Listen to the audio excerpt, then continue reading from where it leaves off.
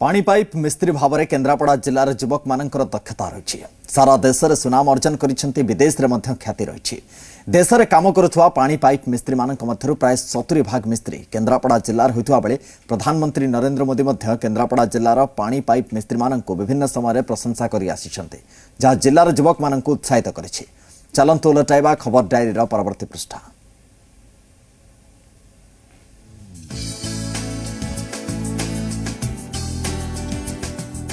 केन्द्रापड़ा जिलार युवक मैंने 1999 महाबात्या पर रोजगार अन्वेषण में बाहर राज्य को जीवा आरंभ करथिले। सेठार समाने पानी पाई बा प्लम्बर कार्य करी अर्थ रोजगार करने सहित निजर दक्षता प्रतिपादन करथिले। परे परे अन्य युवक मैंने केन्द्रापड़ा जिले रोजगार न पाई बाहर राज्य को चाकरी पाई जाइथिले। सेठार युवक मैंने पानी पाइप कार्य विभिन्न कंपानी करने को लगिले, जहाँ केन्द्रापड़ा युवक मानकर रोजगार मुख्य माध्यम पलटिला। पर पर अधिक अर्थ रोजगार पाई बाहर देश व विदेश को युवक माने पानी पाइप मिस्त्री भाव कार्य करबा पाई गले। विदेश में 30,000 रु 2 लाख टंका पर्यंत सेमाने रोजगार करछन्ती।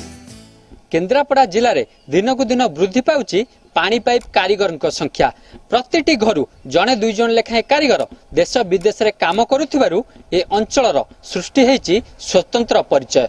मो गाँव प्रति परिवार पिला 2 रु 3 जन जाइए विदेश में पानी पाइप भाव कम कर फोन कर बुझिली कि 30,000 रु 50,000 पर्यंत रोजगार कर घर फैमिली भल चलुँच से हिसाब से मुझे बाछिली कि मुझे जाइए बाहर कम कर 30 रु 50,000 टका रोजगार करी जहाँद्वारा मुझे कतर जाइली 30,000 रु 50,000 टका पर्यंत रोजगार भी कली। मो घर परिवार भी खुशी अच्छा मुझे खुशी अच्छी। किछि वर्ष है पट्टामुंडे आईटीआई खोली विशेषकर पानी पाइप मिस्त्री मानक तेणु एमाने दक्षता विकास तरफ दक्षता विषय विकास मिशन तरफ जो व्यवस्था करा जाइछि सेमाने दक्ष हेबे।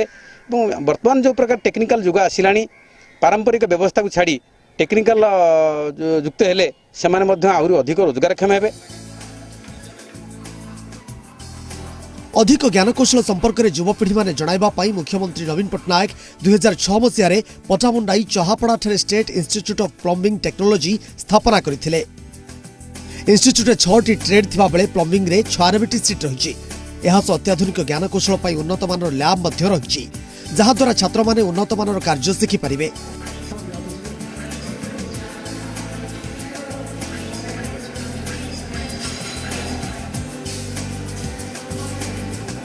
पानी पाइप कारीगर मानक पाई एई अंचलर मध्य बेस विकास संभव होई पारिछि। सेथिपई पटामुंडाई ठारे 7 रु 8टी जातीय स्तरीय बैंक रो शाखा खोला जाइछि।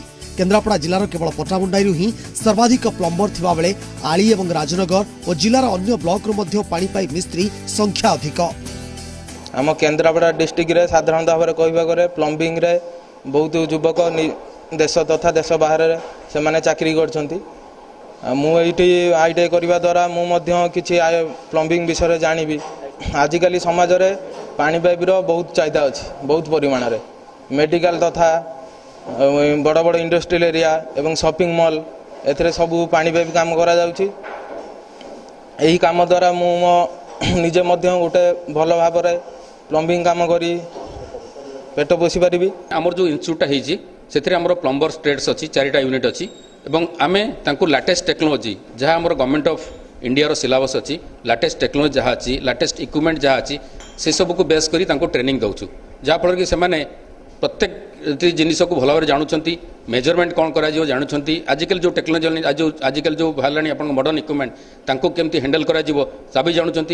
केन्द्रापड़ार युवक माने पानी पाइप कारीगर भावे कार्य करी निज परिवार आर्थिक अवस्था रे स्वच्छल आनिबा सहित ए अंचलर विकास रे गुरुत्वपूर्ण भूमिका ग्रहण करथुवा बेले केन्द्रापड़ा जिला प्रशासन पाखरे नाही केते कारीगर विदेश रे काम करुचंती ताहार हिसाब तुरंत जिला प्रशासन ए दिगरे दृष्टि देवा पई साधारण दाबी होउची। पट्टामुंडाई त्रिलोचन दास, जी मीडिया।